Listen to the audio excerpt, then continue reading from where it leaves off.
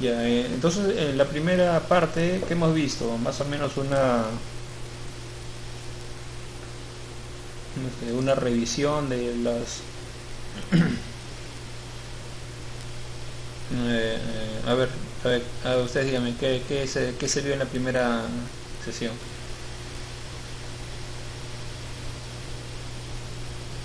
Creo que se vio lo que era la ciencia, ¿no? El método científico. Ajá, todo lo que tiene que ver como las leyes del juego, ¿no? De método científico. Claro. Y cómo la teoría de evolución se ha, le han favorecido mucho para que pueda desarrollarse, ¿no? Es como que tenía que cumplir ciertos requisitos, pero la han hecho pasar de largo, no han sido tan exigentes con él, ¿no? Es como que una privilegiados, Bueno, como una casta, bueno, se quedó nada más en ese aspecto. sí, es como una casta privilegiada, ¿no? Aunque al principio ellos sufrieron, ¿no? De insultos, de agravios, ¿no? Pero parece que después se volvió una casta privilegiada, ¿no? Y eso estaba más o menos, bueno, me hice referencia al libro de Ñanadasa, que era de la Bhaktivedanta Institute, la identidad secreta de Darwin, bueno, y él más o menos postula una teoría que sí, más o menos se encajaría al método científico, ¿no? Pero aunque no, eh, también no tiene muchos, no está muy bien desarrollada tampoco, como para que sea convincente. Él, compara un organismo con una máquina, ¿no? Y hace un experimento subjetivo y ahí concluye la necesidad de una energía eterna, ¿no? Más o menos como el juego, ¿no? El juego lógico de demostrar la existencia de Dios, ¿no? Ese es ¿cómo se dice? ¿No? Un reto, un desafío intelectual que varios han... Hay un matemático que se llama ¿cómo se llama este matemático?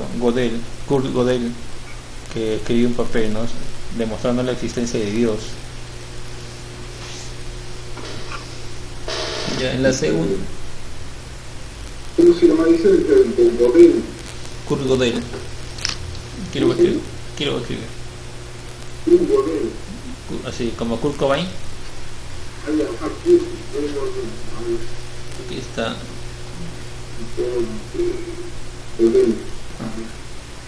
Creo que con dos puntitos, no sé. Ya, él supuestamente que es más inteligente que Einstein. Einstein era amigo de Einstein y parece que era más inteligente. Él hizo unas teorías así matemáticas sobre la incompletitud de un sistema, algo así. Entonces ya nada más o menos muestra, ¿no? Que la teoría de evolución no cumple con los requisitos mínimos de la ciencia. La epistemología es la ciencia que se trata sobre el conocimiento, su origen, su desarrollo, sus reglas. Entonces más o menos ese es el enfoque, ¿no? Que se le dio al inicio, ¿no? Más o menos cuál es la posición de la teoría de evolución en la ciencia. Hemos visto que ¿qué era?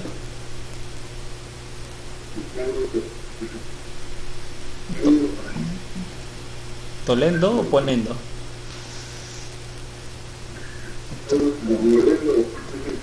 Ponendo ponens. ¿No? El que negando niega, ¿no?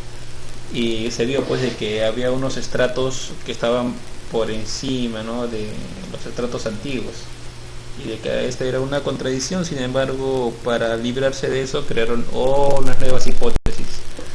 Ahora también vamos a ver unas nuevas hipótesis así que sacan a la luz para no perjudicar su teoría, y eso se llama, ese es como manejan ellos ciertas evidencias lo que se llaman evidencias anómalas, o sea que esas evidencias que perjudican tu teoría, ¿cómo la tratas, no?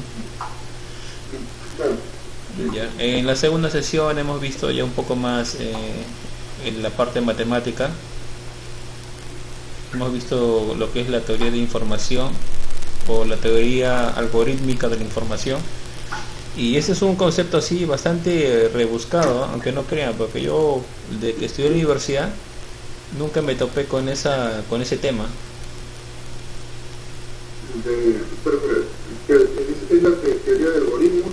Ajá, esa teoría algorítmica de la información, la teoría de la información. Ya nunca la llegué a ver en la universidad, ni siquiera sabía que existía. Pero me he llegado a conocerla mediante el libro pues de Sataput. Y es una teoría bastante importante, que ahorita lo estoy así investigado, es una teoría bastante importante,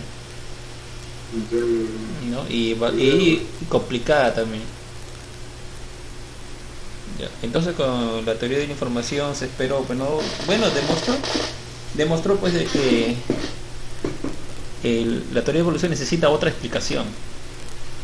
O sea, la explicación no demuestra que la teoría de evolución está la explicación que da la teoría de evolución sí está errada, ¿no? O sea, la explicación de que al inicio de la creación hubo una nube de gas y de que esa nube de gas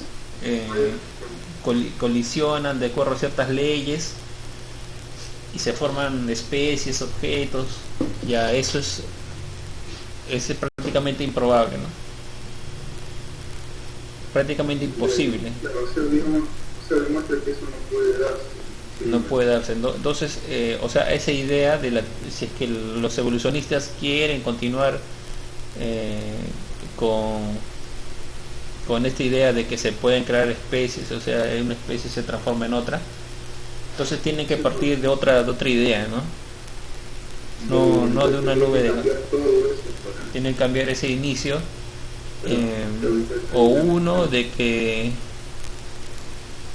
no se parte de una nube de gas, o dos, pues de que las leyes que la gobiernan son mucho más complejas, ¿no? De las que se manejan ahora, que es la ecuación de Schrödinger. Ya, entonces esa es una cosa, y también Savakuta habla de Oparín, el origen de la vida, y otro libro que Parín. No. Él casi no menciona a Darwin, ¿no? Simplemente menciona ni a otros autores, ¿no? Él simplemente habla su teoría, ¿no? O sea, trata de demostrar, ¿no? Nada más. En su libro, porque son dos cosas, es un libro y el otro es como una monografía pequeña, no, un pequeño artículo como para que un poco más suave, ¿no? Y en la monografía habla un poco de la historia de la física, habla un poco de la física cuántica, ¿no? Tú querías saber un poco qué era la física cuántica, ¿no? Es que en la física cuántica hay otros fenómenos que no ocurren en el mundo así del día a día, ¿no? Y esos fenómenos especiales es lo que determina, ¿no? Su particularidad, ¿no? Y uno de esos fenómenos es eso, ¿no? De que la energía viene por paquetes. Ya no es así, no es un continuo, ¿no? Un continuo así de energía, sino algo así, cantidades discretas de energía, ¿no? Entonces ese es un fenómeno que no se ve en la actualidad, ¿no? Por ejemplo, es como que tú tienes de temperatura 25 grados, ¿no? 25 grados o está frío. 30, ¿no? 30 ya, 35, ¿no? 35 está bien, ¿no? O mucho. No, un poco, 36. Ya 36, ¿no? Ya imagínate que tú tienes 36, tú puedes tener 36.1, 36.2 o 36.001 de temperatura, ¿no es cierto? Nada te impide, ¿no? En cambio en el mundo así cuántico no puedes tener el valor que tú te da la gana. Ahí así, o sea, si tienes 30 grados, el siguiente es 30.1, ¿no? Y el siguiente es 30.2. Y no puedes, los intermedios no puedes tomarlos. Ah, entonces, o sea, no hay eso. No, ajá, es diferente, ¿no? Hay valores. Ajá, te dan valores ahí que que tienes que saltar, ¿no? Saltas ese valor, ¿no? En cambio aquí puedes ir aparentemente, ¿no? De continuo, ¿no? Sin ningún salto. Y entonces es una diferencia, ¿no? Entonces por eso esa diferencia de la cuántica, ¿no? Y vimos pues que la teoría cuántica era la ley que más o menos sustentaba la teoría de evolución, ¿no? Y se demostró pues que no era suficiente porque tenía poca información como para explicar todo. Ahí dejé un paper que más o menos traté de resumir todo. Ahí, la vez pasada. Sí, en la vez pasada. Y ahora vamos con ya el enfoque más conocido, ¿no? Que es ver los restos fósiles. ¿Ven la pantalla? Sí, ajá. Ya, primero voy a empezar los estratos. Ya les expliqué qué son, ¿no? Los estratos son las formaciones así de rocosas que se van formando con el tiempo, ¿no? Digamos aquí está la Tierra y este es un volcán. Ya, sigamos que aquí, ya así se ve. Supongamos que aquí el volcán hace, digamos, 20 millones de años, ¿no? Hace erupción, ¿no? Y toda esa zona se llena de lava, ¿no? Entonces se forma una capa de lava. Pero no hay eso se queda ahí, pues no, nadie va a limpiar eso, ¿no? Y después pasa pues 20 millones de años, digamos que hay un deslizamiento de unas montañas, o decir como un huaico, ¿no? Un huaico loro, ¿no? Y entonces se forma otra capa, ¿no? Otra capa de otro material. Y entonces así cuando pasa el tiempo, la Tierra se está llenando de capas, ¿no? Que está así y se va llenando de capas. Claro que no todo el mundo uniformemente, ¿no? O sea, ciertos sectores sí, ciertos sectores no. ¿No? Entonces tiene varias capas, o sea, como que el mundo, el planeta Tierra está engordando, ¿no? De capas. Se va haciendo más gordita. Y esto más o menos explica lo que Prabhupada dice, ¿no? Que la Tierra en algunas zonas son planas y algunas zonas son curvas, ¿no? Porque no engorda, la Tierra no engorda de la misma manera en todos lados. En unos lados se engorda más, otros lados se engorda menos, ¿no? Se van formando diferentes capas, ¿no? De acuerdo a los eventos que pasan por ahí. Entonces estas capas se llaman estratos.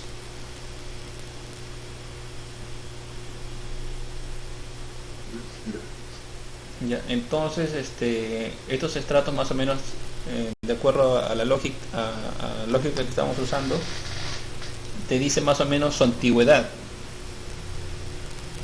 ¿no? Los estratos que están los primeros perdón, o sea eso dice porque hay métodos para determinar el tiempo de existencia.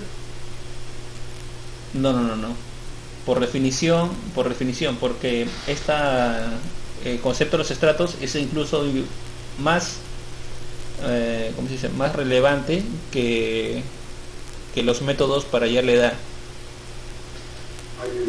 ¿No? Porque hay unos métodos, ¿no? El carbono 14, la prueba de flúor, hay varios métodos para determinar la edad de una cosa, pero los estratos más o menos definen como que de forma un poco más fuerte el tiempo, ¿no? Bueno, para la arqueología. Y entonces digamos, ¿no? Que al inicio aquí habían, por ejemplo, ciertos anfibios, aquí donde estoy dibujando, ¿no? Y entonces cuando pasó millones de años, estos anfibios, sus fósiles quedaron en ese estrato. Con el pasar del tiempo, digamos millones de años, aquí habían unos mamíferos, donde estoy dibujando, ¿no? Y que como estamos haciendo en el ejemplo, ¿no? Que hubo una erupción y los tapó a todos, ¿no? Con lava, ¿no? Entonces por aquí vas a encontrar los fósiles de esos mamíferos. Y así gradualmente, ¿no? Vas encontrando fósiles en cada estrato. Entonces, si tú haces una excavación así en la tierra y encuentras aquí un fósil, ¿cómo vas a saber la antigüedad de ese fósil? Bueno, en ese caso, de todos los estratos. Claro, simplemente tú miras en qué estrato está Ya. y ya dices, ¿no? Ah, ya, entonces este tiene tanto años de antigüedad. Entonces, más importante que el fósil es el estrato, ¿no? Entonces aquí vamos a para que se entienda. El estrato es más importante que el fósil. En la arqueología, o sea, no es que tú a un fósil tú le das un examen y de acuerdo al el examen de carbono 14, este fósil tiene 10 millones años de antigüedad. Pero si tú le encuentras en un estrato que está a 5 millones de años de antigüedad, entonces el científico ¿con cuál se queda? ¿Con 10 millones o 5 millones? No, a ver otra vez, vamos a hacerlo aquí. Ese es un punto importante porque de aquí más o menos un principio de la paleontología. ¿Ya? Aquí digamos, mira, aquí está, digamos, haces un túnel abajo en la tierra. ¿Ya? Esta es la tierra, aquí está la superficie de la tierra. ¿Ves, Cintia? Ahí está. Ya, entonces cuando haces la tierra aquí tú vas a ver pues, bastantes estratos, ¿no? Bastantes capas de diferentes materiales. ¿Ya? Entonces, digamos que este estrato corresponde a 30 millones, hace 30 millones de años. Y aquí este estrato corresponde hace, digamos, 20 millones de años. 20 millones de años atrás, ¿no? Hace 20 millones, 30 millones. Ya, digamos que tú encuentras un fósil acá. ¿Ya? Un conejo primitivo. ¿Ya? Entonces tú, ¿qué haces? ¿No? Te llevas el fósil al laboratorio. Y en el laboratorio haces pruebas de carbono 14. ¿No? Eso es para medir más o menos la antigüedad, cómo se ha corroído, ¿no? el hueso. No, el carbono 14 es una prueba que te dice de cuánto se ha desgastado ese objeto, ¿no? Entonces ahí calculas cuánto duraría. Supongo que en la prueba de carbono 14 dice que este conejo tiene 30 años de antigüedad, 30 millones de años de antigüedad. Ya, entonces en la prueba de carbono 14 te dice que el fósil tiene 30 millones de años de antigüedad. Sin embargo, en la excavación, el fósil está en un estrato de 20 millones de años de antigüedad. Entonces, el científico ¿con cuál se queda? De 20 millones. Ajá. ¿Por qué? Porque se le da más importancia a la información que te da el estrato. El carbono 14 puede ser muy... No, el carbono 14 es simplemente para corroborar, pero no te puede decir el hecho, ¿no? No, o sea, no se toma muy así seriamente. Es como una especie como un complemento, ¿no? Es como un complemento nomás, incluso para ciertos casos, ¿eh? Porque hay todavía unos debates sobre el carbono 14, ¿no?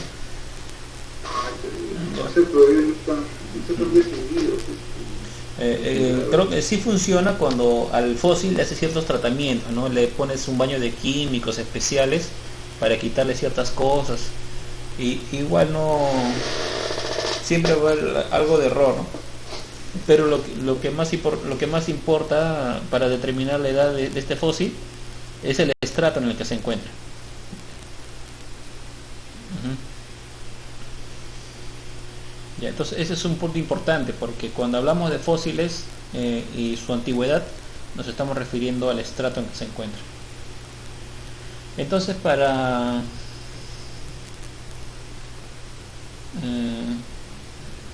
Entonces en arqueología hay más o menos, ¿no?, una categorización de las eras geológicas. ¿Han escuchado? La era paleozoica, mesozoica, cenozoica.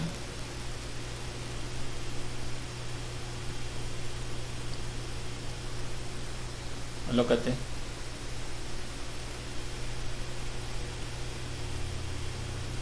¿Escuchas? Ya, ahorita seguro viene mi camino. Se le dio el internet.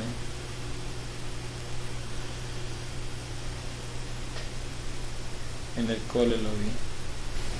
Claro, la era jurásica. Entonces vamos a hacer aquí.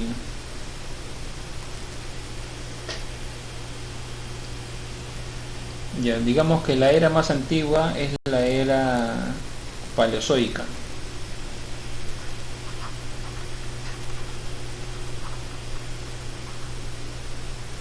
que se divide en varios periodos.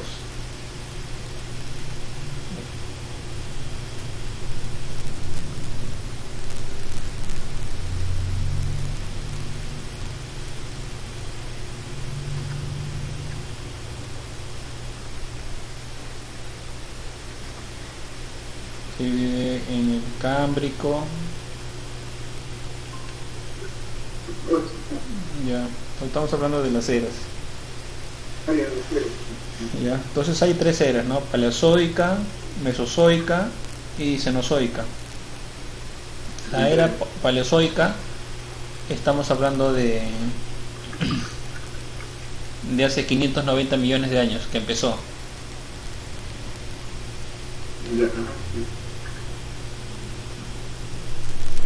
Ya, entonces en un periodo que se llama el periodo cámbrico. En el periodo cámbrico aparecieron unas pequeñas así especies marinas pequeñas que se llamaban trilobites. Ajá. Después apareció el periodo Ordovicico creo, hace 505 millones de años. Ahí aparecieron un poco los pescaditos en el periodo Ordovicico. Estamos hablando de hace 505 millones de años. Después sigue el periodo Silúrico, hace 438 millones de años. Ahí aparecieron las plantas, las primeras plantas. Luego del periodo silúrico apareció el Devónico. Uh-huh. Hace 408 millones de años. ¿Qué significa Devónico? Devo y Nico. No sé. ¿Qué será? Devonicus, en realidad están en latín o griego. Cambricus, no, en griego está, ¿no? Por ejemplo, el Cámbrico es Cambricus, ¿no? Y ¿qué significará? Pues? Ya, por aquí en el Devónico aparecieron los primeros anfibios. Pero más bien, recuerda que eres arqueólogo. ¿Eres arqueólogo? Sí. ¿Eres antropólogo? Antropólogo, creo que. Antropólogo. Después. Luego del Devónico está el Carbonífero. Carbonífero. Ahí apareció Ámcara.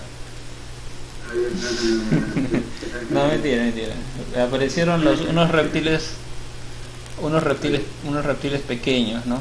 Así poco desarrollados, ¿no? Los primeros reptiles, ¿no? Hace 360 millones de años, ¿no? Ya, y luego del carbonífero ahí está el pérmico. El periodo pérmico.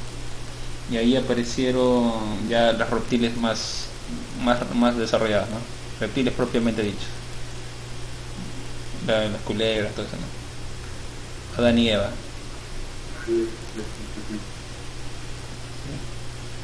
Luego de estos 6 periodos empieza lo que se llama la era mesozoica, ¿no?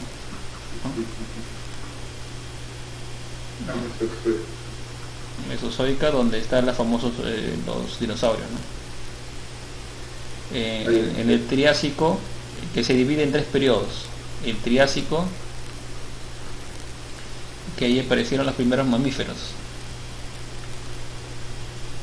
y eso es empezó hace 248 millones de años. Luego tienes el Jurásico, ¿no? El famoso Jurásico. Ahí aparecieron las aves, y eso empezó a 213 millones de años. Y luego sigue el Cretácico.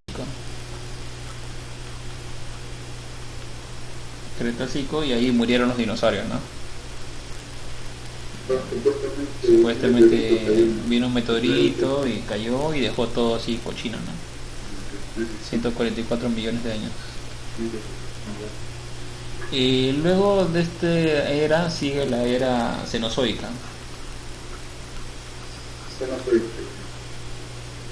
Cenozoica, que se divide también en varios periodos, ¿no? El Paleoceno, de 65 millones de años, hace 65 millones de años. El Eoceno, 55 millones. El Oligoceno,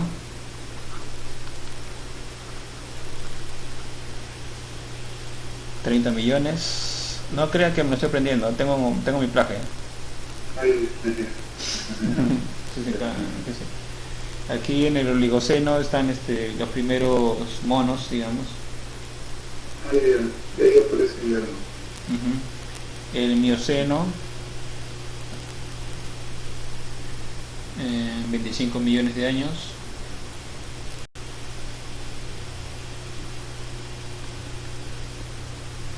El Plioceno,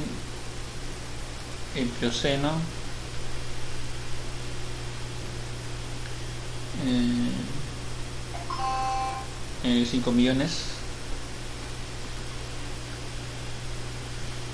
El Pleistoceno, este es de 2 millones, hace 2 millones de años. Y el último es el Holoceno, que simplemente empezó hace 10.000 años.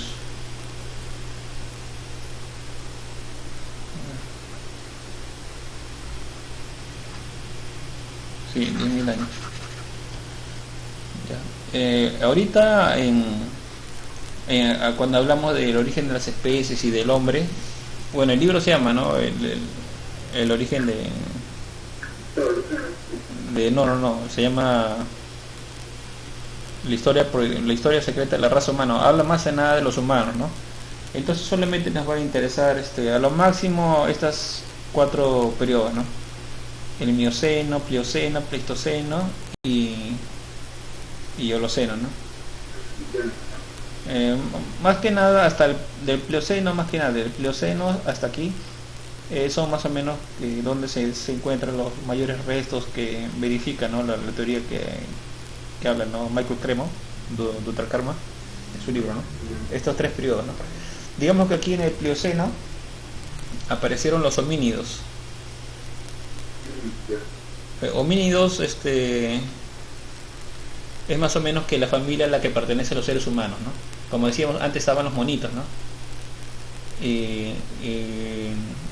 los homínidos son más o menos como que monos más o menos un poco erectos, ¿no? Por ejemplo, los homínidos se dividen en dos, ¿no? Es la familia de los seres humanos, pero o sea, no necesariamente que es toda la familia, ¿no? Los homínidos se dividen en dos y en uno de esos grupos, en teoría, aparecen los seres humanos, ¿no? Sí, en cambio del otro grupo aparecen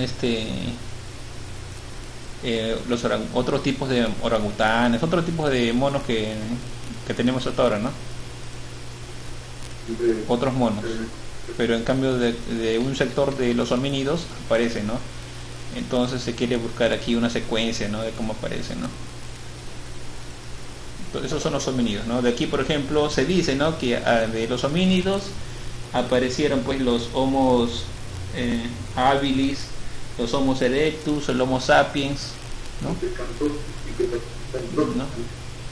Aquí, por ejemplo, homo erectus significa pues que son como que algo más así parado, pues, ¿no? Los homos habilis es, por ejemplo, que tienen que saben usar herramientas, ¿no? Y homo sapiens es que ya piensa, ¿no? Razona, así, ¿no? Y hasta así pues los homo sapiens, ¿no? Los actuales, ¿no?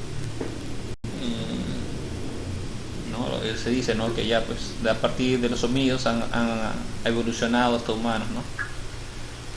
Entonces los homínidos aparecieron pues en el Plioceno, según la teoría, ¿no? Y recién los humanos como así, tal como así civilizados, hace 30.000 años aparentemente en Europa, ¿no? Aparecieron, ¿no? Hace recientemente nada más.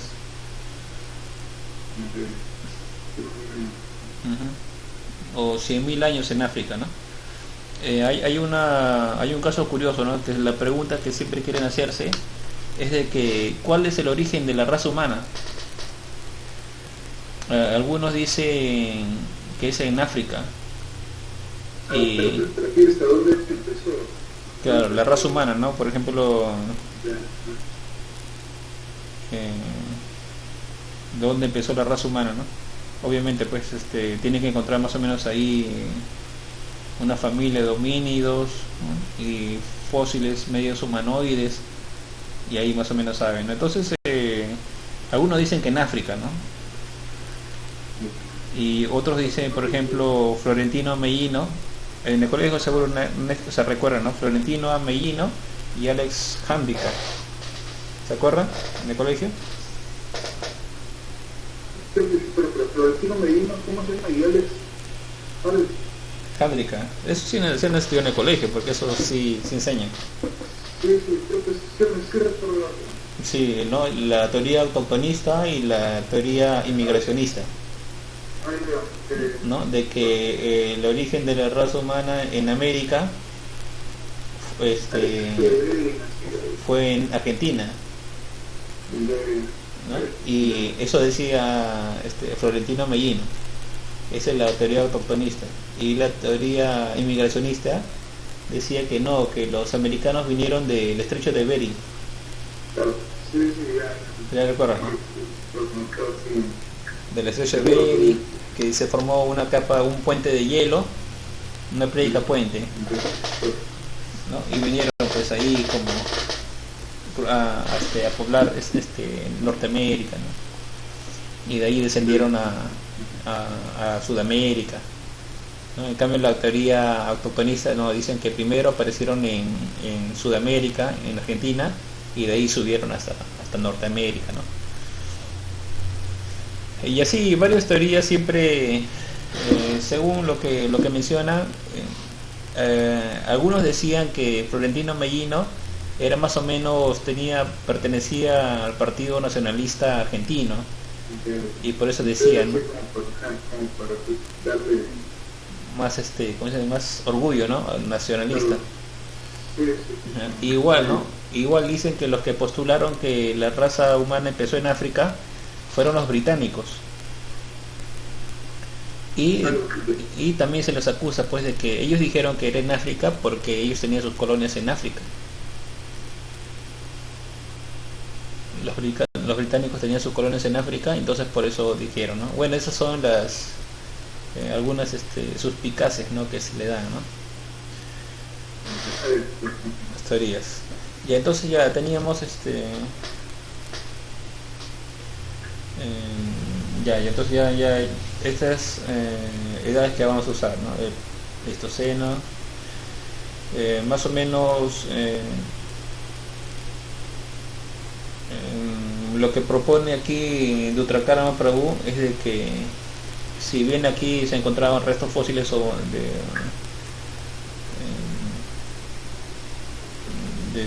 supuestamente no ancestros de los humanos en el Plioceno, Pleistoceno, él propone,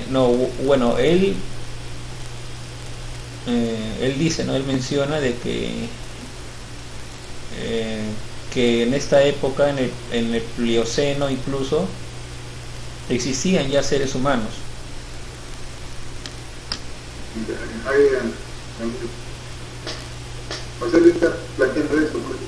Ajá. O sea, que no han evolucionado, ¿no?, de aquí del Plioceno, de los monitos, han evolucionado hasta los humanos, ¿no?, sino que los humanos ya existían incluso en el Plioceno. Eso más o menos es el punto que quiere establecer, ¿no? El otro punto, el otro enfoque es la teoría de evolución, ¿no? El otro enfoque es la teoría de evolución, ¿no?, que de los homínidos del Plioceno, estos monos han ido transformándose, mutándose, evolucionando hasta llegar a ser, ¿no?, Jiva Shakti, ¿no?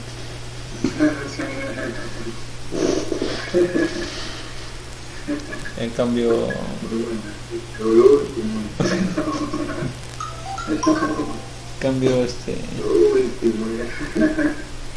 en cambio aquí el otro punto, ¿no? ¿Ah?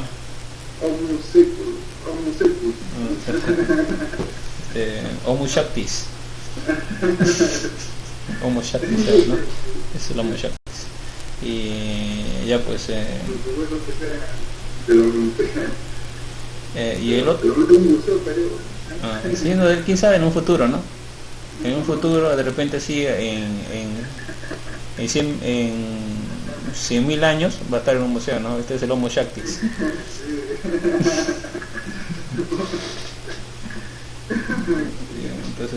Y entonces el otro enfoque dice, ¿no?, de que hay demasiadas pruebas de que el ser humano ha existido en el Plioceno, ¿no?, incluso antes, ¿no?, pero ya para no ser tan exigentes, ¿no?, ya Plioceno, incluso hasta en el Eoceno hay algunas pequeñas pruebas, ¿no?, evidencia, ¿no?, pero ya para no ser tan así, pues ya de avance, ya Plioceno nomás, pues caballero, del Plioceno ya que sea, ¿no?, porque ellos al ser humano más o menos lo ponen como que al final del Pleistoceno recién, ¿no?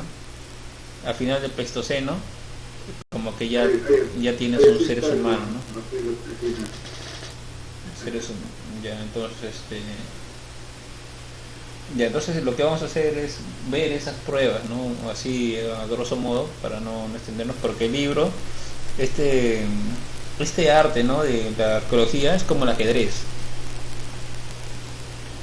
En el ajedrez, ¿tú cómo mides tu capacidad? ¿Cómo se mide la capacidad del ajedrecista? La capacidad del ajedrecista... ¿Cómo? Pero sus técnicas así, de analizar.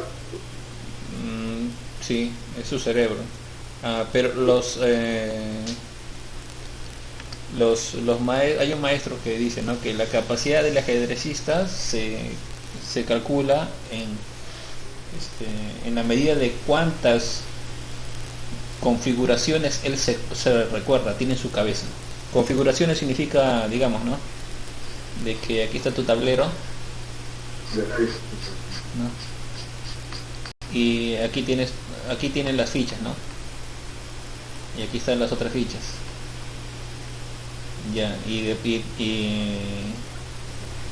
Y digamos que si tú ya, esta es una configuración, ¿no? Así la posición de las fichas es una configuración de las fichas. Pero esto de repente tú ya los viste en el pasado, en un juego anterior, ¿no? De alguien conocido, ¿no? Entonces, o sea, entonces, mientras más de esas imágenes tú tienes en la cabeza, o sea, tu banco de datos así, de estas configuraciones de tablero, la tienes en tu cabeza, configuraciones así conocidas, jugadas conocidas, la tienes en tu cabeza, mejor que existe, ¿no? Igual aquí, el mayor arqueólogo es el que tiene en su cabeza la mayor cantidad de así, ¿no? De evidencias, de experimentos arqueológicos que han habido, ¿no? O sea, la mayor cantidad de evidencias fósiles que tú tienes en tu cabeza, mayor, ¿no? Entonces, esta es una ciencia más de buena memoria, porque hay bastantes evidencias, ¿no? Y tú tienes que más o menos ver cuál te sirve en el momento. Entonces, en este libro tú vas a encontrar pues como casi 200, ¿no? 200 evidencias. Y según hay más, ¿no? Este es un libro reducido, hay muchas evidencias, ¿no? Él menciona pues de que lamentablemente el enfoque que él propone más o menos ha sido propuesto anteriormente. Sin embargo, es como que hay un establishment de pensamiento, y de que gradualmente estos estudios han sido, digamos, ¿cómo se dice? Sofocados, estrangulados, asesinados, ¿no? Sí, bonito. Le han quitado de la historia. Sí, en un libro, a los que van contra lo establecido, ¿no? Ajá. Y lo establecido es eso, ¿no? La teoría de evolución. Eso es lo establecido. Entonces ahora toca desestablecer, una contracultura, contraciencia. Ya, entonces lo primero que vamos a analizar ahorita es un caso que se llama el Balaenotus.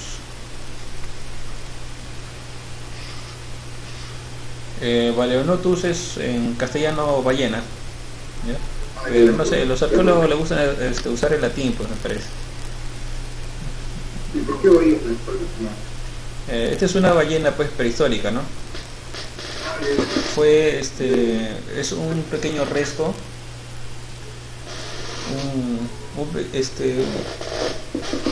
un resto fósil encontrado en Italia, en el monte Aperto.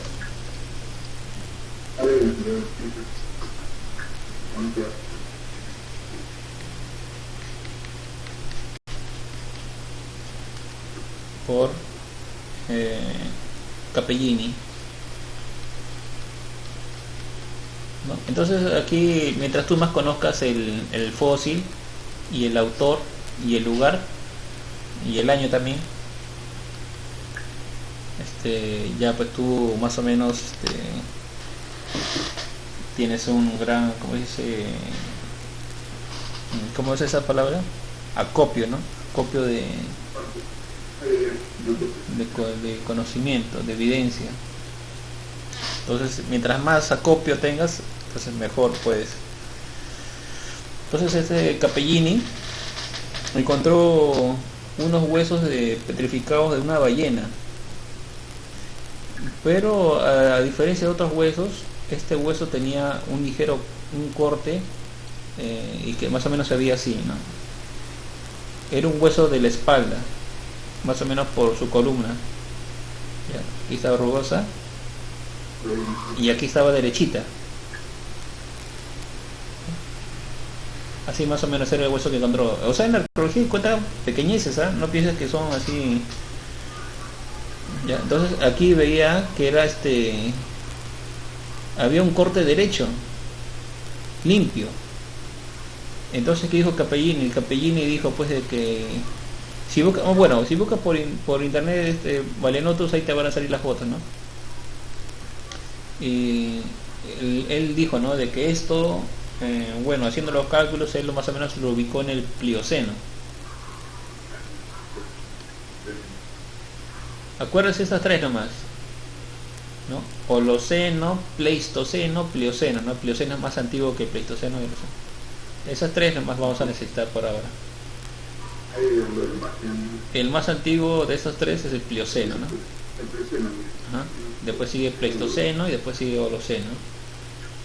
Entonces este hueso, debido pues a dónde se encontró, al estrato donde se encontró, le correspondía una antigüedad de más o menos pues, unos varios millones de años, pues, ¿no? Y caía pues en el Plioceno. Pero lo extraño era pues de que había un corte limpio. Entonces él dijo que este corte se debe a una herramienta. Esto lo han cortado con una herramienta. No es un corte natural. Entonces algunos le decían, no de que esto lo hizo un tiburón ha mordido y ahí, ¿no? Pero sí entra en muchos detalles, ¿no? El tiburón dejaba marcas muy distintas. Después el tiburón no tendría eso, ajá, sería así deforme, ¿no? Sí, y también había hecho un estudio que se llama un estudio tafonómico. Esa es una palabra nueva también de repente. Tafonomía. Ya, más o menos es un arte que estudia los procesos de fosilización, ¿no? Las formaciones de los estratos, de todo lo que tiene que ver con el proceso de cómo se fosilizan las cosas, ¿no? Entonces él hizo, con ese análisis, él dijo que esta ballena se encontraba en el borde, o sea, en la costa, en el litoral se encontraba. No se encontraba a mitad del océano, digamos, ¿no? Se encontraba solamente en la costa, y por lo tanto no podría haber sido mordido por un tiburón, porque el tiburón se encuentra, esos tiburones prehistóricos, ¿no? Se encuentran en aguas profundas. Entonces el Capellini, haciendo su estudio tafonómico, él dijo, ¿no? Que ese tiburón había sido varado a la costa y por lo tanto no era posible que un tiburón lo haya mordido. Ese tiburón se encontraba en la costa, nomás era un tiburón pequeño, y de que esa perdón. Ajá, entonces claro, el corte lo había hecho pues una herramienta, ¿no? Y la herramienta pues tiene que haber sido manejada por una forma humana, ¿no? Que maneja herramientas.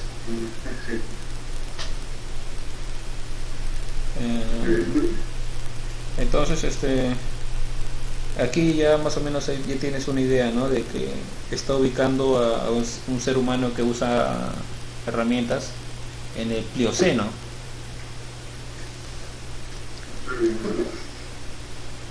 Oye, pero eso de Baleonotus, o sea, eso está todo en internet, o sea, hay un artículo, un periodista. Baleonotus sí, hay bastante información, ¿no? Ya, eso puedes verlo, es una ballena pequeña, ¿no? Incluso hay varias ballenas así que se han encontrado, ¿no? Y que Capellini más o menos usó también esos restos para saber la edad del Baleonotus, ¿no? Que era más o menos del Plioceno. O sea, antes habían encontrado otras ballenas que ya habían hecho, que las dataron en el Plioceno. Entonces el Baleonotus también se corroboró que pertenecía al Plioceno. Pero debido a este corte,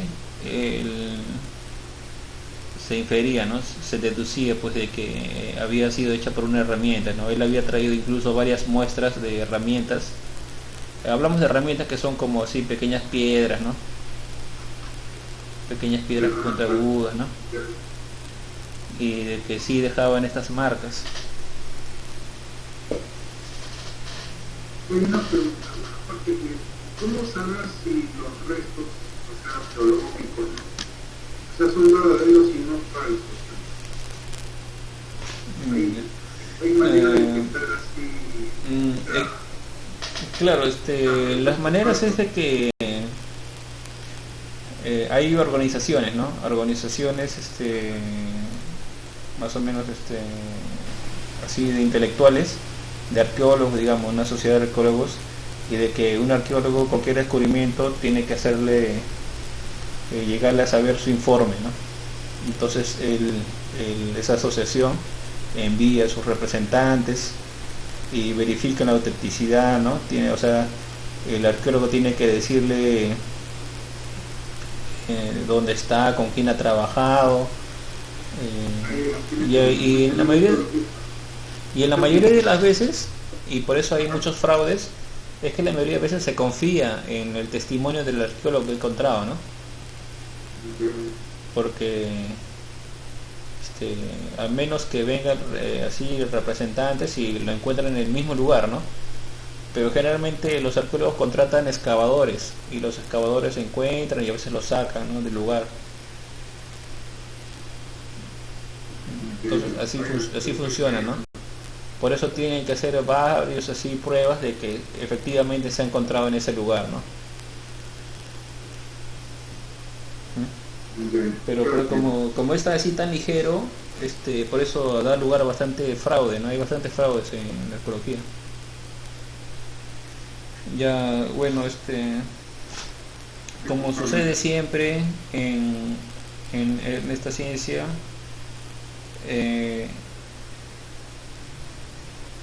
debido de que esto no prácticamente destruía la teoría de evolución, ¿no?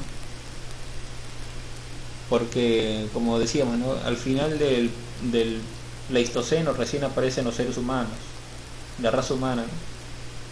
En cambio, Capellini los estaba poniendo en el Plioceno, ¿no? Entonces,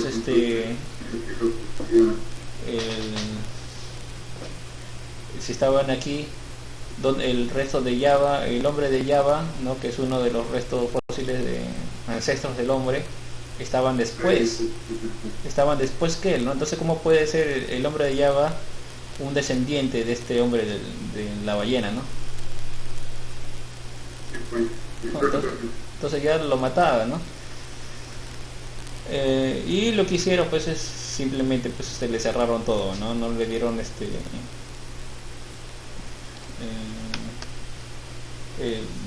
tuvo bastantes como se dice, obstáculos, ¿cómo se dicen las personas que te obstaculizan?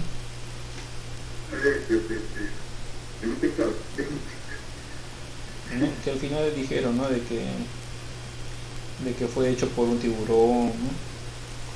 Ponían en duda todo lo que decía, ¿no? Y no llegó a más, ¿no?, este descubrimiento.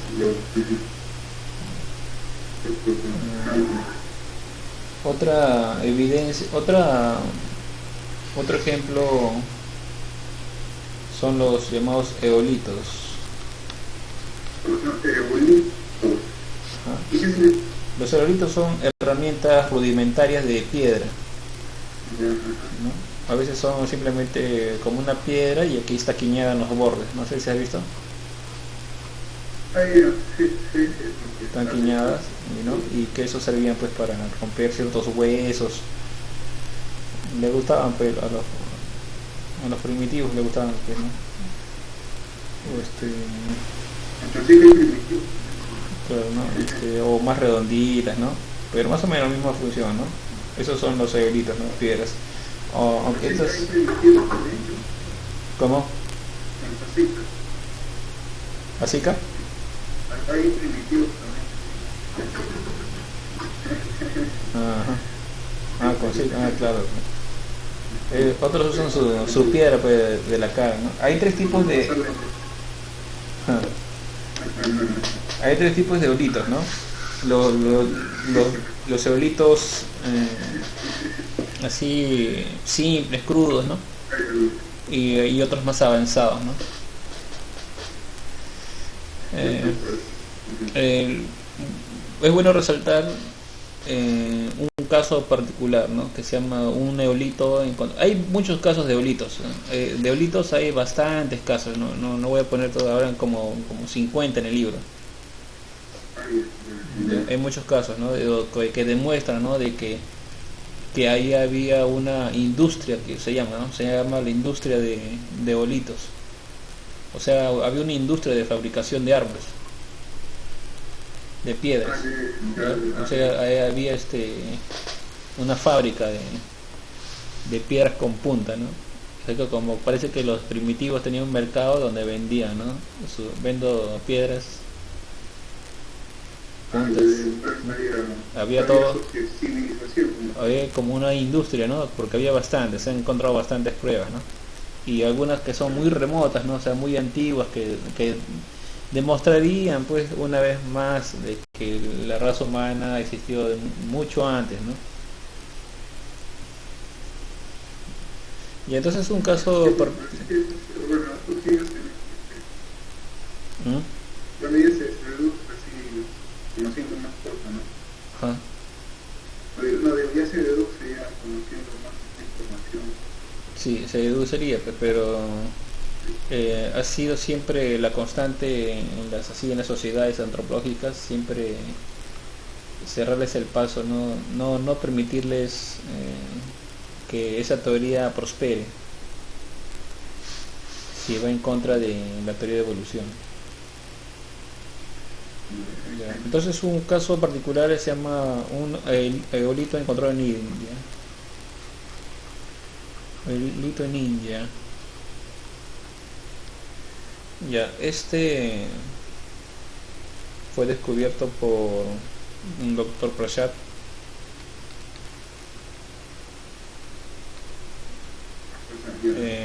Reciente, ¿ah?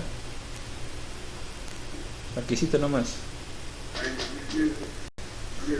Ya, y más o menos, eolito lo databa más o menos al final del Mioceno. O sea, un poquito, incluso un poquito antes fue del Plioceno, ¿no? Aquí está, vamos a ver la tabla. Aquí está, ¿no? El Mioceno aquí, ¿no? Al final del Mioceno ya, o sea, casi al Plioceno. Este es Mioceno. ¿Ya? Entonces, a finales del Mioceno, ¿no? Más o menos se dató esta piedra en India debido a que ya era un lugar conocido, ¿no? De que ya se sabía más o menos las antigüedades de sus estratos. Bien. Pero si es que había una herramienta, un neolito en esa época, ¿de quién era esa herramienta? ¿De quién era esa herramienta? Entonces el doctor Prasad sugirió pues de que la herramienta le pertenecía al Ramapithecus.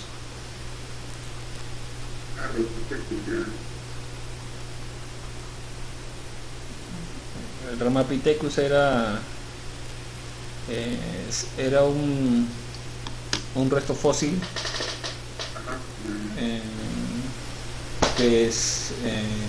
que tuvo cierta fama en los años 30, porque se decía que pertenecía en esa época, ¿no? Al final del Mioceno. Y ese resto son pequeñas cosas nomás, ¿no? Son pequeños huesos pequeños, ¿no? O sea, los restos fósiles que se encuentran no son un esqueleto entero, ¿no? Es simplemente pues la mitad de una quijada.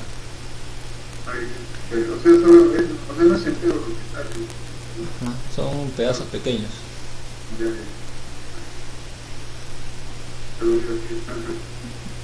Ya, pero el Ramapithecus, que tiene que ver con Ramachandra,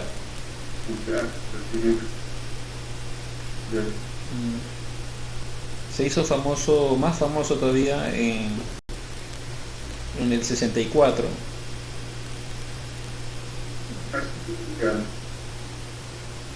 ¿no? Porque no, perdón,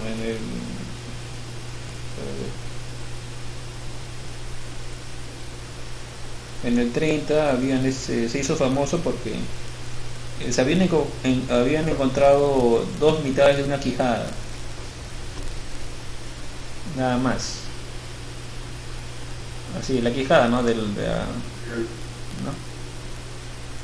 Habían encontrado dos mitades, pero los descubridores del Ramapithecus habían encontrado la quijada completa y la habían unido, y habían descubierto que la quijada era más o menos así, curva, como los seres humanos, ¿no? Porque los monos tenían su quijada que es media cuadrada, ¿no? O redonda, no me acuerdo, pero en cambio los seres humanos tienen una quijada media curvada, ¿no? Y hiperbólica, ¿no? Entonces como encontraron esas dos quijadas, esas dos mitades de la quijada, dijeron pues que era un ancestro humano, ¿no? Porque tiene más o menos pues forma humana, quijada. Entonces se hizo famoso pues, el Ramapithecus, ¿no? Por esta curvatura, ¿no? En la quijada, ¿no? Dijo que este es típico de humanos. Entonces este Ramapithecus era más o menos origen humano, y se hizo famosa porque fue datado, pues, no saben, como dije, ¿no? Los huesos en el Mioceno, a finales del Mioceno, o sea, incluso más antes que el Plioceno. Antes del Plioceno, Claro, ¿no? Entonces se hizo famoso eso, ¿no? De que ya, ¿no? Entonces por eso, por bastante tiempo la teoría tuvo sus altas y bajas, pero ha tenido bastante aprobación. Por eso fue que el doctor Prashad dijo, ¿no? De que era así, ¿no? Yéndose contra todos, porque al final esta teoría de la quijada fue desechada, pero por bastante tiempo la teoría había sido aceptada. Por eso el doctor ajá, por eso el doctor ajá, por eso el doctor Prashad dijo, ¿no? El Ramapithecus, ¿no? Que esta piedra le pertenecía al Ramapithecus, ¿no? Pero después, con el tiempo, en el 79, ya pues los científicos dijeron que no, la quijada no hace una curva, la quijada hace una V. ¿Ya? Que ahí lo fregaron, pues. Fregaron a sus descubridores, que se llamaban Simons y Pilbeam. ¿Cómo se llama? Simons y Pilbeam.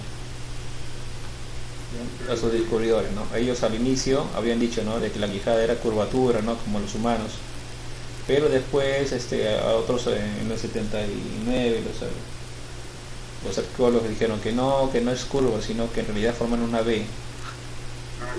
¿Ya? Entonces ahí lo fregaron. Ahí dijeron que no, que estás mal, y al final hasta sus mismos orangutanes llegaron a un acuerdo, ¿no? Dijeron que si no pertenece a un orangután, ¿no?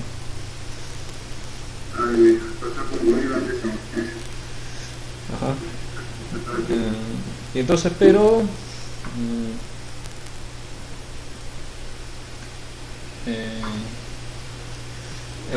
todavía quedó la pregunta esta, ¿no? ¿De quién es esta piedra? Eso quedó en el aire, ¿no? Lamentablemente, ajá, ya digamos que Ramapithecus no fue, ¿no? Ya. Entonces, pero ¿quién? ¿Quién persona, no? ¿Quién fue Hanumapithecus?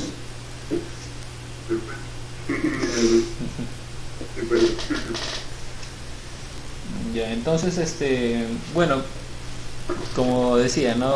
Cualquier evidencia anómala, entre comillas, es, es, Entonces, es tratada. con todo. La mete. Es tratada así, ¿no? Entonces se ha creado una teoría, ¿no? De que Ahí, bueno. Víctor, más bien, yo me voy, recuerdo, ya 5 minutos para acabar, ya voy a acabar ya. ¿cierto? Ya. Entonces hay una teoría, ¿no? De que las piedras en realidad se rompen debido a una presión natural.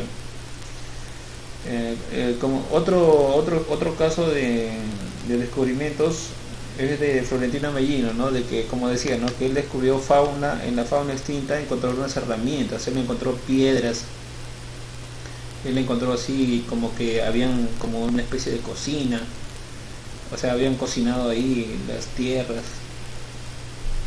¿no? Entonces él propuso, ¿no? Que, y como eso estaba en el Plioceno, estaban datadas esas piedras en el Plioceno, él estaba buscando unos camellos así prehistóricos y encontró esas piedras, ¿no? Esas piedras amarillentas, rojizas y algunos así artilugios. Entonces también el Plioceno, pero Florentino Mellino fue desacreditado por Alex Handicap, como ya expliqué. Ahora bueno, así un minuto ya, un minuto para esto, el hombre de Piltdown, lo que tú decías. Ya, el hombre de Piltdown es simplemente Charles Dawson encontró en 1908 un ¿cómo se dice? Parental, un cráneo, un pedazo de cráneo que le correspondería a un humano, y una parte de la quijada que le correspondería a un mono. Entonces su teoría fue aceptada, ¿no? Todo estaba bacán, pero había cierta incertidumbre. Él trabajó con un arqueólogo, ¿no? Él era, como digamos, amateur, ¿no? O sea, aficionado. Pero era un aficionado pues que tenía 30 años de experiencia, ¿no? Y reconocimiento. Y él trabajó con otro arqueólogo y los juntos, ¿no? Hicieron ese descubrimiento de este cráneo humano y la quijada, ¿no? La quijada medio mono. Lo encontraron en el Piltdown, ¿no? En Gran Bretaña, me parece. Sí, sí, ¿No? Que incluso la capacidad craneal se parecía más o menos al humano, ¿no? Entonces todo estaba bien, sin embargo la gente decía que todavía faltan unas cosas, ¿no? Entonces, estoy resumiendo, para acabar rápido. Entonces, cerca de ese Piltdown encontraron otro lugar que se llama el Piltdown 2.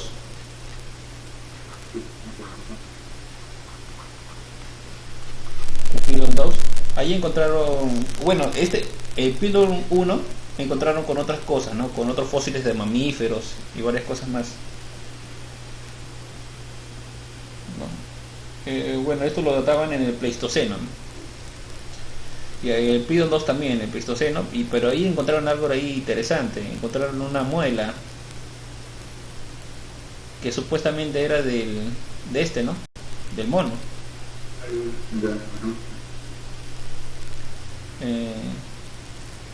Pero hicieron pruebas, ¿no? Primero empezó con una duda, llegó a manos de un dentista, y un dentista vio pues, ¿no? De que esto no le correspondería a un mono, ¿no? Sino a un humano, esta muela. Y él trabajó muchas pruebas y creó más dudas ese dentista, y le llevaron, justo se habían creado las pruebas de flúor.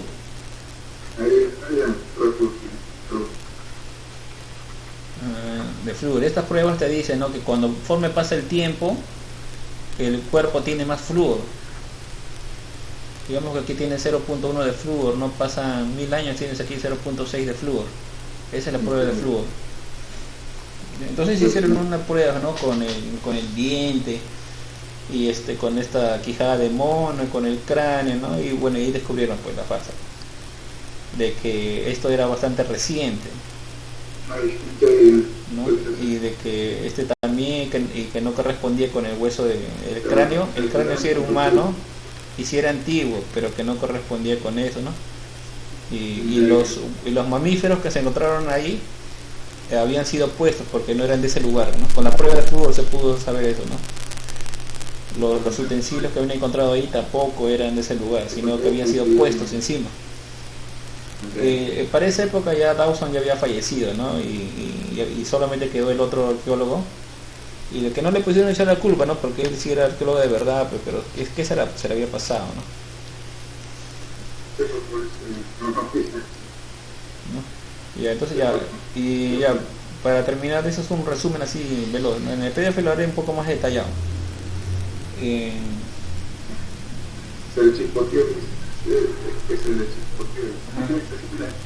Bueno, otras evidencias de que hay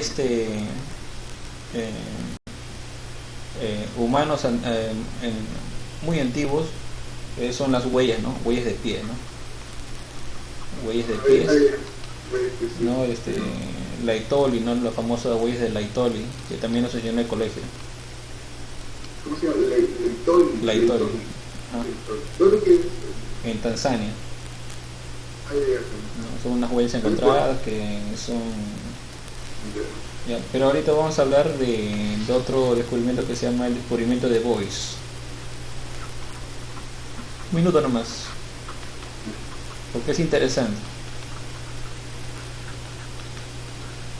Y a Boyce era un doctor, y que él había comprado una mina.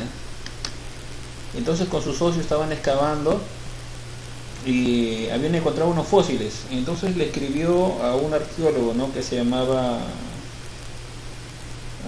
no me acuerdo cómo se llamaba, no lo conté tampoco. Ya, le escribió ese Sinclair, ahí está.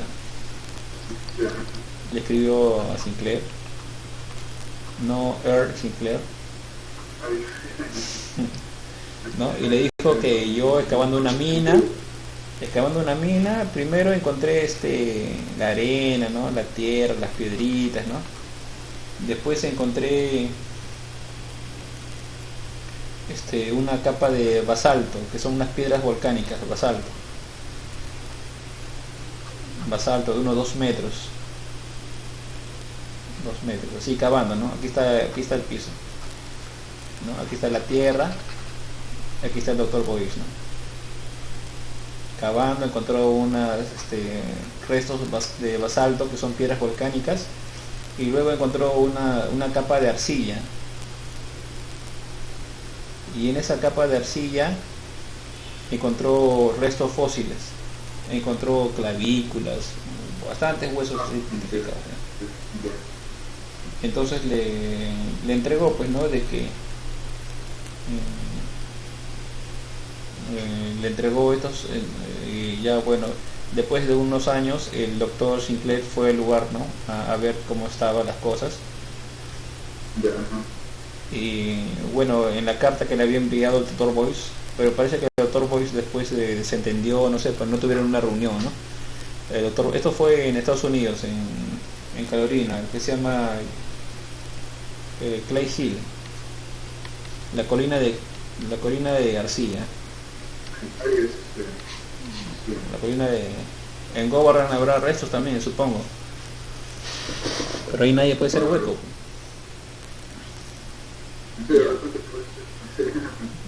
Y entonces el Sinclair, fácil, dice Cintia. El doctor Sinclair fue al lugar de los hechos, ¿no? Él menciona que en la carta no había indicaciones de dónde encontró, ¿no? Los restos, ¿no? Y vio de que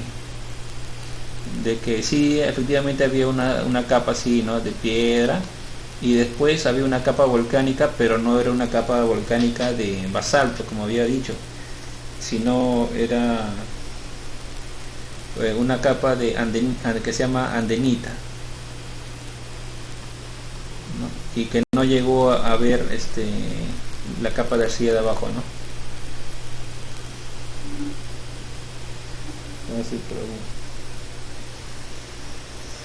¿No? Entonces debido a eso simplemente dijo, ¿no? que sí, ¿no? Que si los restos fueron ciertos, entonces estos restos le correspondería a una época del Plioceno, o Plioceno, ¿no? Porque estas capas de andenita estaban más o menos datadas en el Plioceno, ¿no? En ese lugar. Es todo un estudio, porque saben ellos, ¿no?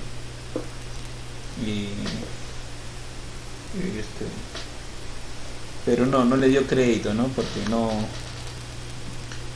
él dijo, primero no era basalto, era andenita, y segundo no llegué a ver la capa de arcilla, ¿no? Solamente vi pura andenita, no llegué a la capa de arcilla haciendo sus excavaciones, ¿no? Entonces por eso dijo que no puedo dar garantía, ¿no? Entonces puede ser que sí, puede ser que no, pero si fuera así, pues sería uno de restos del Plioceno, ¿no? Pero claro, él no dijo eso, ¿no? Entonces deja dos posibilidades, ¿no? De que en ese lugar, en el Clay Hill, podrían hacer excavaciones, ¿no? Excavaciones y hasta encontrar la capa de arcilla que dijo el doctor, ¿no? Y encontrar, pero como decía, no se hace eso, no se ha hecho eso. Entonces, como ven, hay así como estos varios ejemplos, ¿no? Varios ejemplos que son más o menos, me recuerda a mí bastante a las avistamiento ovni. El avistamiento ovni también funciona más o menos así, ¿no? De que hay bastantes, ¿cómo se dice las personas que ven los ovnis?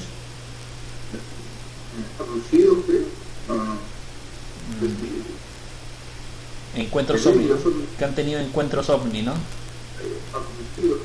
Ajá. Entonces algo así, ¿no? O sea, parece que la historia te llama, ¿no? Llama a los elegidos, ¿no? Para que encuentres así algo, porque este fue un encuentro fortuito, ¿no?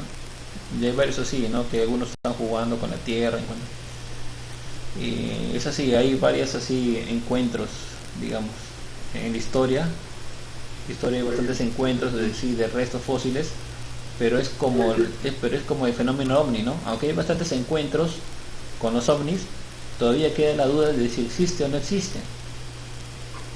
O sea, nadie dice que los ovnis existen, ¿no? Así es cierto. A pesar de los varios encuentros, solamente, ¿cómo se llama ese doctor? El doctor de los ovnis.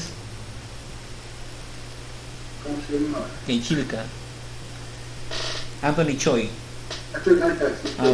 Ufólogo, distinto, sí. Ya, ¿no? Anthony Choi pues conoce pues un montón de estos casos, ¿no? Y toda su comunidad también las conoce. Sin embargo, en general, todavía la gente duda si existen o no. Igual pasa aquí. Ajá, de eso es que se debe, ¿no? Hay varias razones por las que pensar, ¿no? Hay varias así evidencias. Sin embargo, en general, la gente todavía sigue un descreimiento, ¿cómo se dice? No tienen, claro, una inseguridad en cuanto a su existencia. Igual pasa en eso, ¿no? En el libro se muestran muchos casos, ¿no? De encuentros de fósiles que dirían, ¿no? Que dicen por sí mismos, ¿no? De que el ser humano tiene una antigüedad mucho más alta, que se remonta al Mioceno, al Plioceno, ¿no? Y no a finales del Pleistoceno. Sin embargo, a pesar de toda esa evidencia, al igual que los encuentros ovnis, es como que la verdad estuviera cubierta, ¿no? Bueno, no todos lo van a aceptar. Ajá. Es como algo tiene que pasar para que recién, digamos, ¿no? Que los ovnis, ¿qué cosa tiene que pasar para que la gente recién crea en los ovnis que existen? Bueno, pero los ovnis, que venga, que mañana vengan a la juramentación, ¿no? Con su platillo y le salude al presidente. Ahí sí creen. Igual pasa, ¿a qué cosa tendría que pasar aquí para que tantas evidencias cobren peso? ¿No? Bueno, todos los científicos que estuvieran. Si te dice que tienen que aterrizar y salir de su nave, ¿no? Ahí a veces vemos a unos marcianos también, ¿no? En el templo, pero no es suficiente. Algo tiene que haber, ¿no? Y igual, ¿no? Algo de repente que venga alguien de un planeta así subterráneo, ¿no? Y que diga, ¿no? Estos son mi familia, ¿qué será, no? Listo, ya me estoy en Ya listo, ya acabamos también, ya, eso era todo, entonces nos vemos el próximo martes para ver cuál es esa cosa que tiene que pasar para que se acepte. Si es que puedo, si es que puedo. Ya, ya, Haribol.